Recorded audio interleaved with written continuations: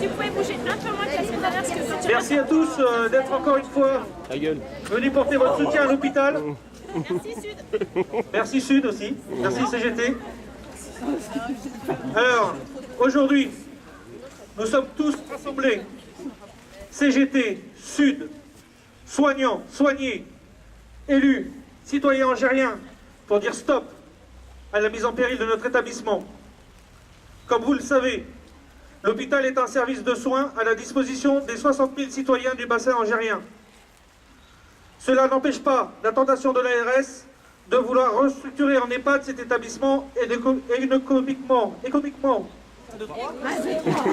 économiquement viable jusqu'en 2009, dans le cadre d'une réorganisation territoriale en application de la loi HPST, Hôpital Patient Santé Territoire, une loi dont nous demandons l'abrogation. À travers un énième plan d'économie, le PRE, plan de retour à l'équilibre, ou ce que nous appelons programme de restriction des emplois, la direction commune, à la demande pressante de l'ARS, impose de nouvelles pratiques de gestion et d'organisation de travail qui entraînent crainte et précarité pour asseoir son autorité. On ne se préoccupe pas des conditions d'hospitalisation, des conditions de travail du personnel, du rôle essentiel d'un hôpital de proximité, mais d'un budget récupéré en supprimant des postes.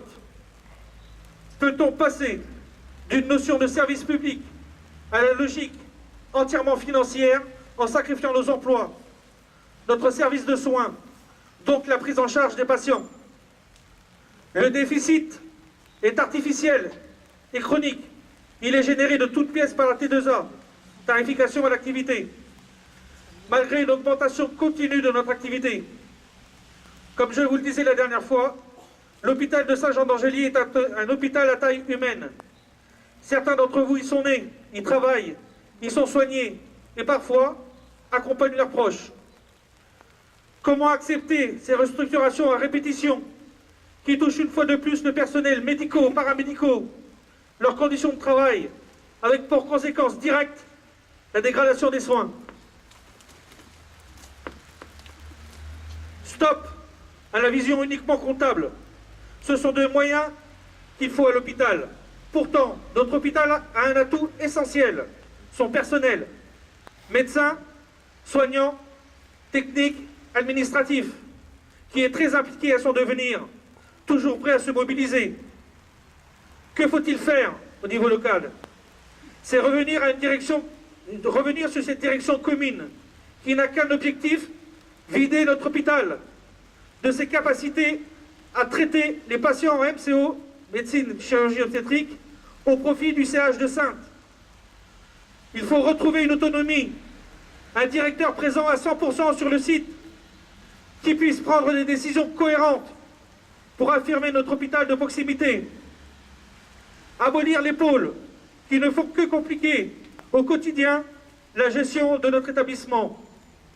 Il faut refuser la mise en place de groupements de coopération sanitaire, porte d'entrée du secteur privé. Il faut aussi conforter l'excellence, le laboratoire, la chirurgie de l'obésité, l'ophtalmologie, la diabétologie, la MGA, médecine gériatrique aiguë, la réadaptation cardiaque. Il faut développer la MPR, médecine physique et de réadaptation, en construisant une structure conforme aux attentes du corps médical, du personnel, des patients, de la population algérienne et du département.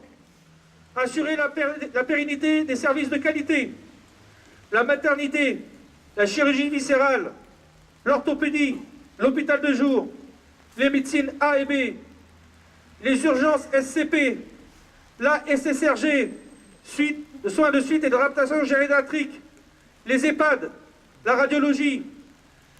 Il faut aussi maintenir les services logistiques performants, l'UCPA, unité centrale de pollution alimentaire, les finances, le service de gestion du personnel, le bureau des entrées, le service médico-technique, l'informatique, la pharmacie, la stérilisation, la lingerie. Apporter un maximum d'écoute au corps médical et orchestrer des recrutements nécessaires qui sont la colonne vertébrale de l'établissement. Que faut-il faire au niveau national? Abroger la loi HPST, dite loi Bachelot. En finir avec la tarification à l'activité, T2A. Remettre une dotation globale, cohérente, adaptée aux établissements comme le nôtre. Soutenir activement le service public hospitalier. Permettre l'accès aux soins à toutes et à tous.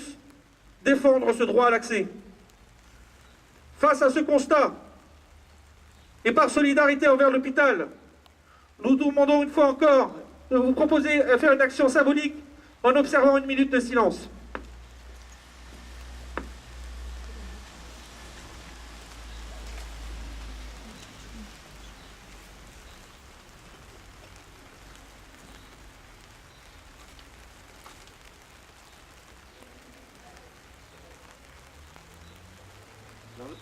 La minute de silence démarre au son des cloches, comme la dernière fois. Mais on est plus facile, pas trop fort en logistique.